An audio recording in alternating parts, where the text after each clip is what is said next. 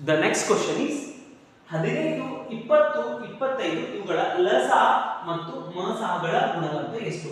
ಲಸ ಮತ್ತು ಮಸಗಳ ಗುಣಲಬ್ಧ ಅಂದ್ರೆ ಏನು ಮಾಡಬೇಕು? ಗುಣಾಕಾರ ಮಾಡಬೇಕು. ಮೊಟ್ಟ ಮೊದಲನೇದಾಗಿ ಲಸ ಮತ್ತು ಮಸವನ್ನ ಕಂಡುಹಿಡಿಯಿರಿ. ಓಕೆ, ಸಿ ಈ ಎಲ್ಲಾ ಸಂಖ್ಯೆಗಳ ಸಾಮಾನ್ಯ ಭಾಜಕ 5. ಓಕೆ, 5 ಮೂರಲೆ 15, 5 ನಾಲ್ಕಲೆ 20, 5 5 20.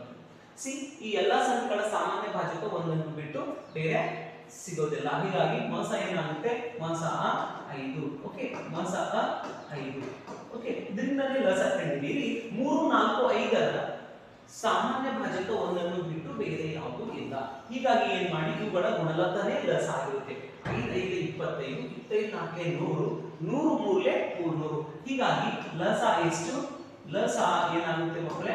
300 ಆಗುತ್ತೆ. ಓಕೆ, ಲಸ 300 ಆಗುತ್ತೆ. ಈಗ ನಮ್ಗೆ ಏನ್ ಕೇಳ್ತಿದ್ದಾರೆ? ಗುಣಲಬ್ಧ, ಲಸ ಮತ್ತು ಮಸಗಳ ಗುಣಲಬ್ಧ ಅಂದ್ರೆ ಗುಣಾಕಾರ ಮಾಡಬೇಕು. ಓಕೆ, ಸಿ 5 into 300 ಎಷ್ಟಾಗ್ತದೆ?